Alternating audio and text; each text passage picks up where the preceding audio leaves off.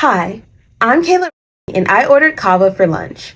Lunchtime is over, but I can help you pick what to have for dinner. In America, on average, your food comes from across borders. The same with the gas in the truck that delivered it, the energy that kept the truck refrigerated, the plastic that contains the food, the labor that packed it, and the water and land that grew it. That means most of your environmental impact starts across borders. Agriculture is one of the largest international uses of land and water, and efficiency practices have led to a wide use of pesticides and fossil fuel powered tools to harvest and manage the growth of crops, and growth hormones and supplements to manage the growth of livestock. I had steak in my kava bowl. Let's discuss some of the possible factors that made the harvest of the steak possible. A baby cow was born either in a grass fed farm or in a caged one. Let's say my steak was grass fed.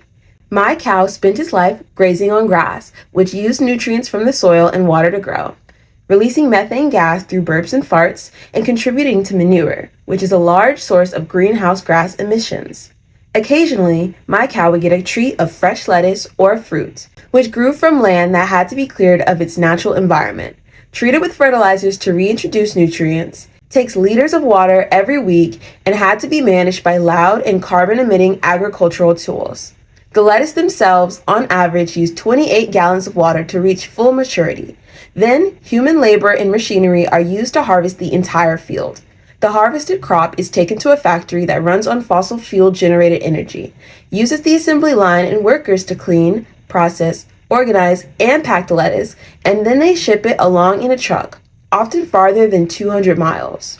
These trucks reach separate grocery stores, where they are then sold to consumers who drove to and from the grocery store, and will most likely throw the packaging of the lettuce and the plastic grocery bag that was used to carry the lettuce home away in the garbage.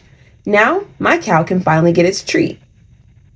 Once my cow is slaughtered, its meat is cleaned with water and is packaged in a facility with the assistance of technology and laborers.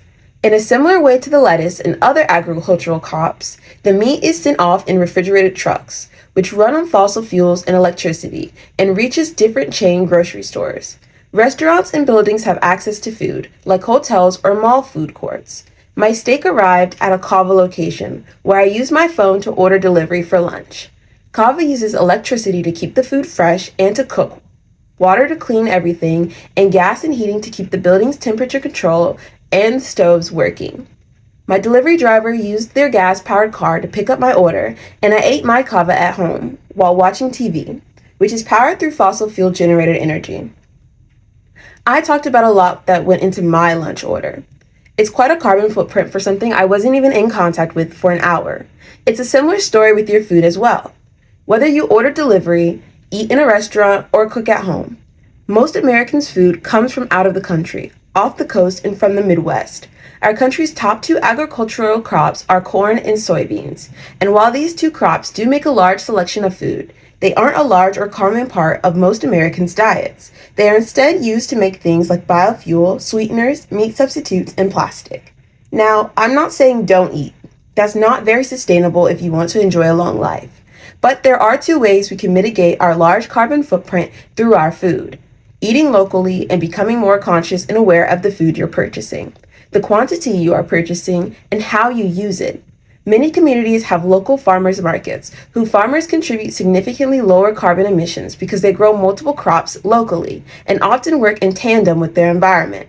There is also less transportation between getting the food to the market and you taking it home. If that's not applicable, you can still shop at grocery stores, but be aware of the brands you buy from and how much you buy. On average, close to half of the food Americans purchase get thrown away or goes bad. Having a plan on how you're going to use what you buy and the amount you buy can help reduce this waste. For dinner, I'm going to have a vegetable pasta with vegetables I grew in my garden and pasta I brought from the store with a plan on how to use it. What will you have?